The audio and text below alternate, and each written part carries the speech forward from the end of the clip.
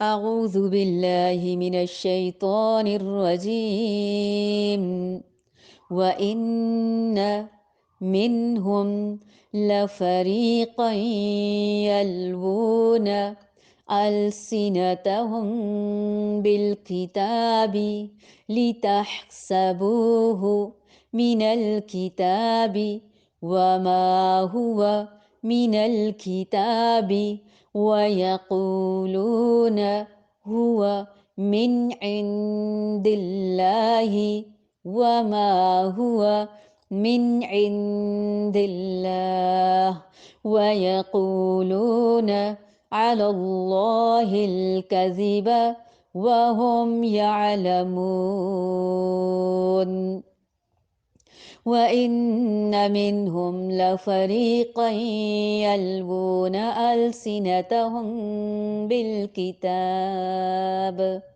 لتحسبوه من الكتاب وما هو من الكتاب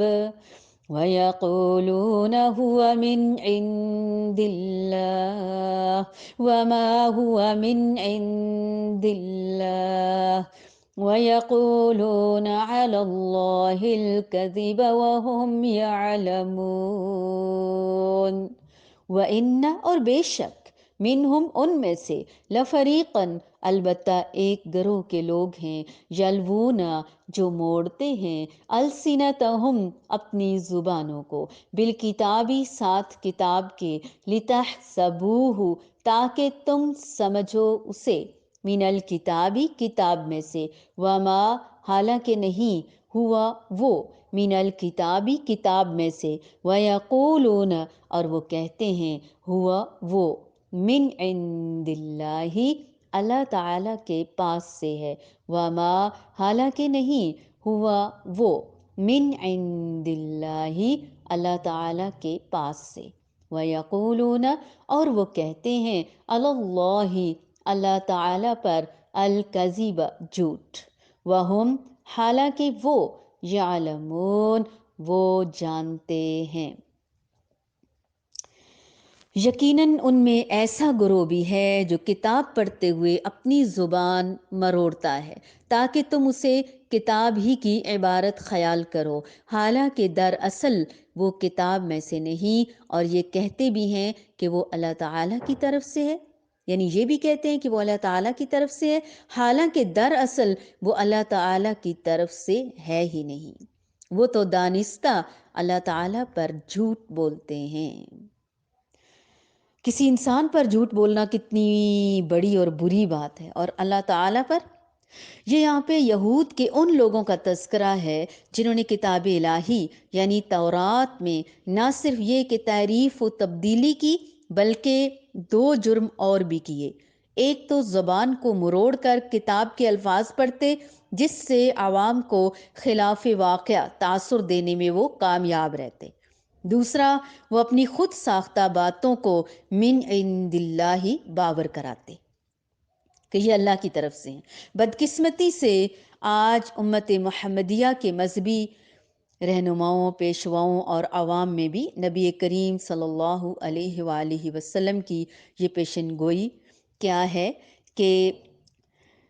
لَتَتَّبِعُنَّ سُنَنَ مَن كَانَ قَبْلَكُمْ تم اپنے پہلی سے والی پہلی امتوں کی قدم بقدم پیروی کرو گے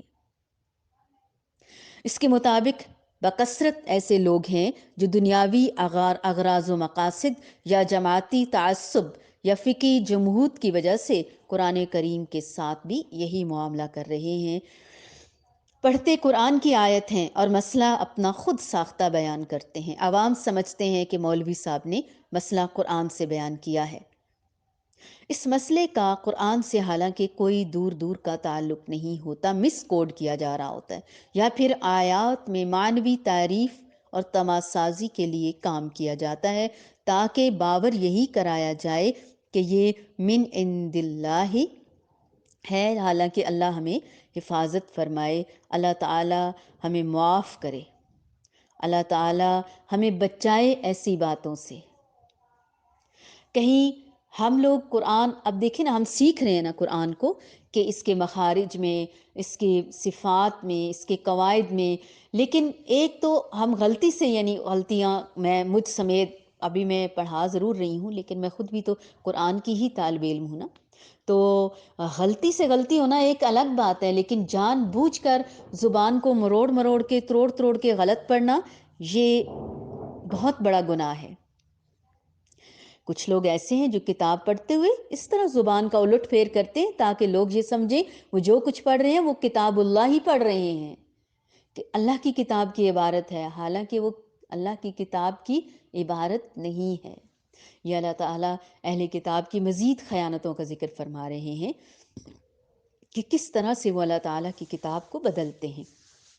خود کو، تاکہ ہمیں بدلنا نہ پڑے۔ ہمیں بدلنا چاہیے، نہ کہ کتاب کو بدلنا چاہیے۔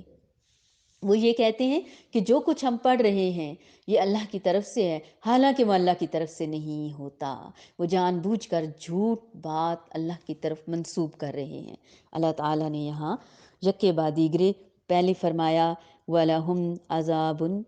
علیم، پچھلی آیت میں فرمایا وَيَقُولُونَ عَلَى اللَّهِ الْكَذِبَ وَهُمْ يَعْلَمُونَ، اب پھر اللہ تعالیٰ فرما رہے ہیں وَيَقُولُونَ عَلَى اللَّهِ الْكَذِبَ وَهُمْ يَعْلَمُونَ۔ اللہ تعالیٰ ہمیں اپنی حفظ و امان میں رکھے اور ہم سے ایسی کوئی غلطی سے بھی نہ کروائے۔ وَإِنَّ مِنْهُمْ لَفَرِيقًا يَلْوُونَ أَلْسِنَتَهُمْ بِالْكِتَابِ لِتَحْسَبُوهُ مِنَ الْكِتَابِ وَمَا هُوَ مِنَ الْكِتَابِ وَيَقُولُونَ هُوَ مِنْ عِنْدِ اللَّهِ وَمَا هُوَ مِنْ عِنْدِ اللَّهِ وَيَقُولُونَ عَلَى اللَّهِ الْكَذِبَ وَهُمْ يَعْلَمُونَ۔